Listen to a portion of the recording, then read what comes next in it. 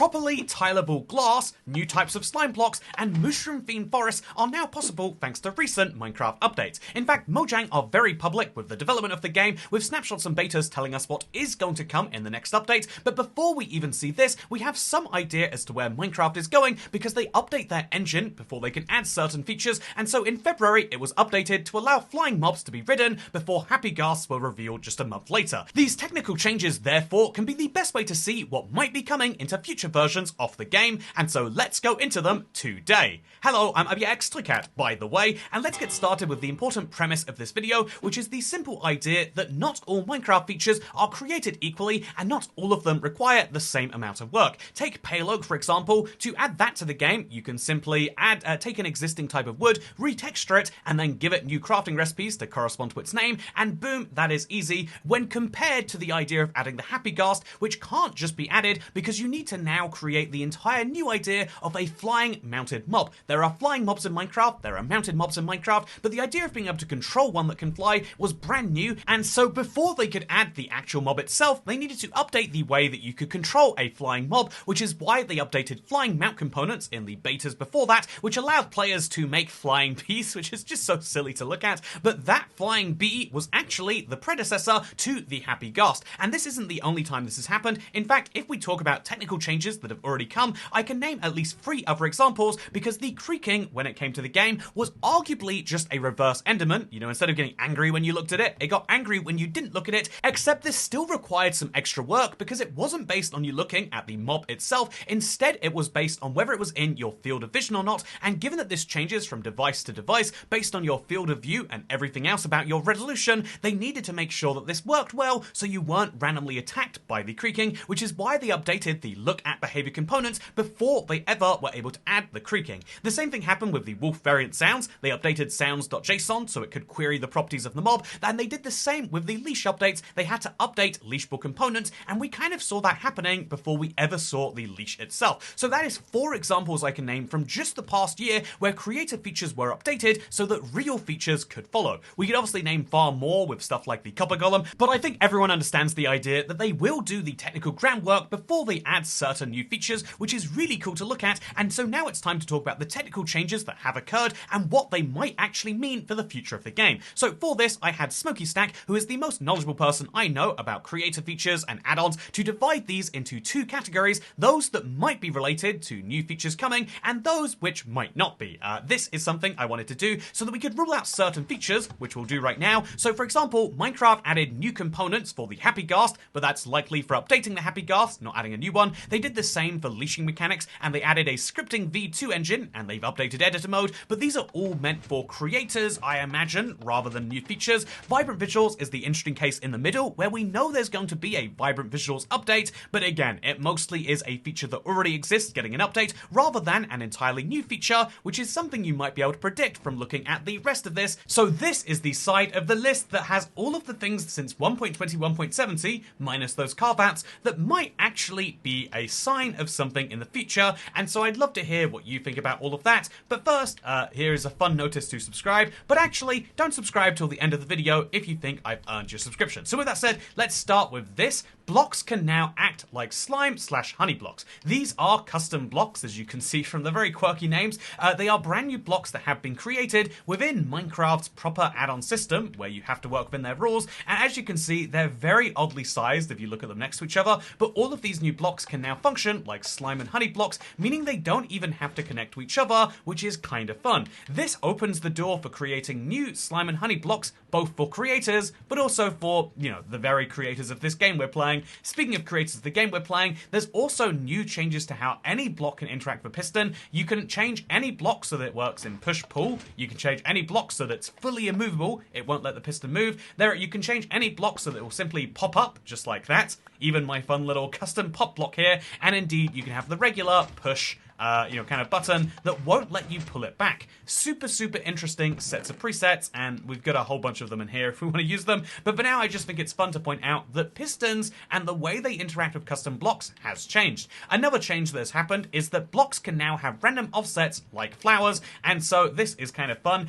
Flowers, obviously, when you place them down, will not place in the center of a block, but instead slightly to the top left or the bottom right or whatever else, and now this can happen with a single block. This is called the random offset block, and it's used just to prove this point. Minecraft has a random offset that'll apply to any block, and now you can actually do this for, like I mentioned, any block as easily as this. This is the same block I'm placing. I'm not in charge of the random offset because it's random. It's Minecraft's offset to decide, which is super, super, super interesting. Even more interesting is that this feature will allow the blocks using it to update their position even when not placed by the player. So when it's on the side of this piston, you can see it's basically touching the piston. It's about a pixel or so away, but when we move it, it gets very far away because, again, anytime it moves position, it also changes its position in that relative block, which is something you wouldn't usually notice because most flowers and most randomly offset blocks are broken by a piston, but because we have this custom ability, you can have blocks that, which is to say they're popped by the piston. You can have immovable blocks that change each time. You can have push or pull block, or you can have push blocks that also have this applied, which is super, super goofy and super interesting.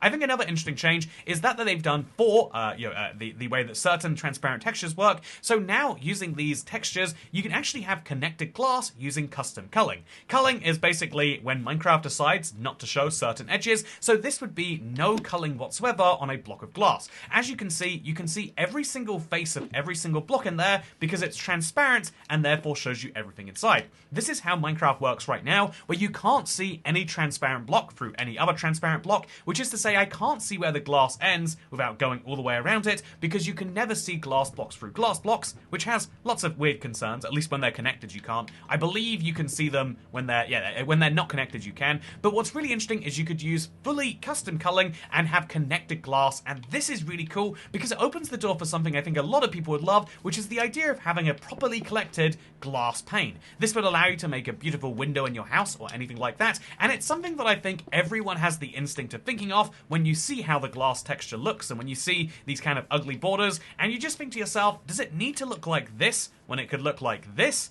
Well, the answer is maybe, Also, we can use this for all sorts of fun things, indeed including on the floor here, but I absolutely love this, and I think there's some real potential, whereas I have a bit more of confusion when it comes to what you might call UV lock. This allows blocks to have their textures be the same orientation regardless of their rotation, and at first, you might not spot this. Maybe you can, maybe you can't, but this is how regular blocks look right now. As you can see, there is no UV lock turned on, and so the texture rotates with the block. That is to say, this block, it's just a staircase we're using for now, this block will look the same, just rotated from here to there. But you can turn on UV lock, which will keep your textures the same, even when your block orientation changes, which means, as you can see, the grains on this wood run left to right, kind of in direction to the chest, whereas the grains on these stairs also run perfectly left to right too, because UV lock has been applied. Now, what can UV lock be used for? Well, for some creators I can imagine this might be useful, but is this also for something Minecraft are doing? Well, I don't know. What possibilities would they have where they want to have your blocks look the same regardless of rotation?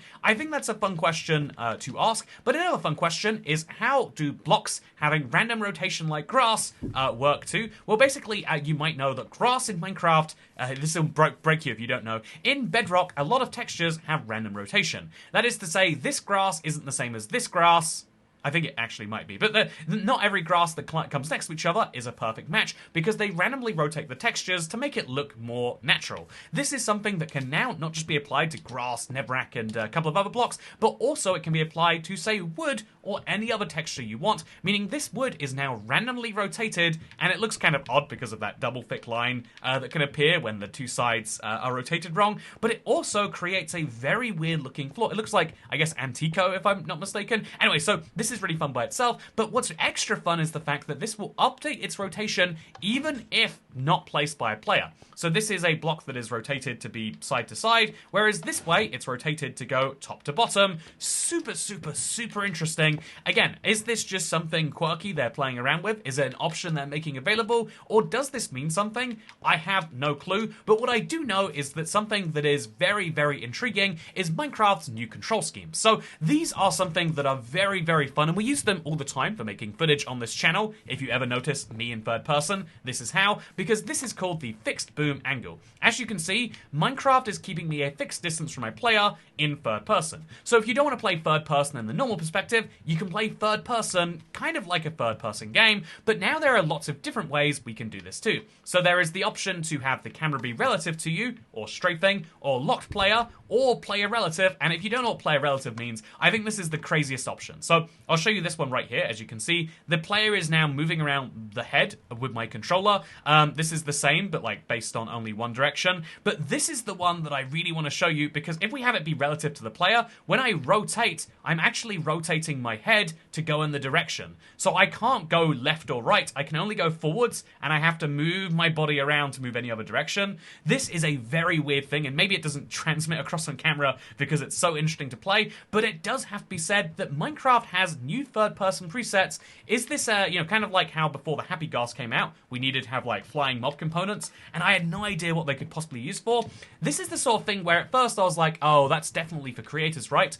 But then I realized, no, different Minecraft items require different camera perspectives. When you're in a boat, you need a different perspective to when you're on a horse, to when you're in a Happy Gas, and so having different third-person cameras is great for making those fun custom maps, but might also be great for something like this. Speaking of also being great, I've got just 3 last features to show you. The first of these is the custom commands. This world has 4 custom commands: TP to spawn, TP to biome, and /cat. And I want to show you one of the /cat command, because this is something that blew my mind last time I saw it, and it will blow my mind even more right now, I'm sure. It's called the debug drawer, and by using a simple command, you can create a wow! Oh my god, look at this! A fully customized cat, again, perfect for this video, I'm sure you'll agree, that does exist fully in the 3D space. You can create this in, look, I'm holding him with my arm.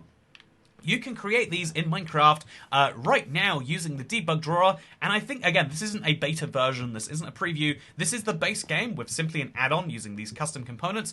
This is crazy what you can imagine this allowing for. It is, in my opinion, Minecraft allowing more and more for what you might call video game style features, so that Minecraft can become an engine to create your own stuff. That and the cameras are definitely a proof of that, but also you could see how if Minecraft ever needs to use this themselves, it'll be there and fully available and ready for them.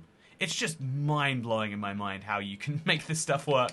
Anyway, the last thing I would like to show you is the TP to biome command, not just because it's a custom command made for this video, the Toycat TP to biome command, but also because we can go to the Amethyst Rainforest, which you might recall is not a forest that exists right now. So this is a custom biome, so fun that custom biomes are getting closer and closer to being fully ready to release. Still not there, if I'm not mistaken. I would love to make custom biomes, but right now you cannot release them if I am not mistaken. So but what's interesting is having this purple forest, you can call it an amethyst forest, we could call it a mushroom forest, we could call it a lot of different things, but having this forest which is purple, or if I'm being honest, I think it's a jungle, is proof that you can have not just custom biomes, but also you can fully then have those exist alongside the existing world generation. Get this right, this amethyst forest didn't ruin an existing generation, it just took up some of the jungle. That's a clever way to make sure that seeds don't break when they add new biomes, and that could be an easy sign that if they want to add a new biome for something, they don't have to worry about breaking Minecraft. In fact, when they did this for the Pale Oak biome, they did the same. They just made a white version of the Dark Oak biome, and now seeds don't need to break. This is a huge piece of progress by itself, but what I think is even more exciting is what they could do with the ability to teleport around them and the ability to actually make each of them more custom. I would love to see a purple forest, again, we could call it the mushroom forest, but I'd love to see any number of variants of existing biomes that could add that little bit of special spice to the game. I think that having more special, more fun, more unique biomes is one of the things that makes the Minecraft world feel alive, and that is the feature I'd be most excited for, personally. Otherwise, though, if I was to say which of the other ones I think are cool, I want to the simple one I want to see is glass. I think that having connected glass textures is super fun. And also, I would have to say, if I'm finishing the video, one last final request, I think it would be the fact that custom offsets for blocks is something that they could easily be using for some form of new non-flower yet changeable block. What could that block item be? Well, I guess that's something I'd have to leave up to you. What do you think about all of these changes? Do you think any of them are going to lead to any fun things? Or not? I would love to hear. But for now, I'd just like to say, I am Toycat, and just like in school, I've never quite been aware of when the end of the page is going to hit me. I hope you've enjoyed this video. Thank you so much to Smokey Stack for helping me with it. They are someone who is very knowledgeable and great at helping with things. And also a fun reminder that alongside making all of these technical changes, and the ones we've seen, Minecraft also has to fix bugs, such as one of my classic favorites. Do you see this glass block I'm holding in front of me? I can see through my body as a result of it. That's not just like this being a weird custom glass block. Regular glass will do this too. Here is glass, and here is a hole inside of my soul. More seriously, I hope you'll enjoy this video. If you did, don't forget to like, favorite, and subscribe, because I'll see you in the next one. Oh, yeah, hopefully I earned your subscription this video. Oh yeah, look how weird that is. And I'll see you tomorrow for some more copper-related stuff, because Tuesday is going to be the next beta day, but I don't know that we're going to see any of this come to fruition just yet. I would suspect we have another off week, but I'm welcome to be proven wrong, and I'll keep you updated if I am. Thank you, goodbye.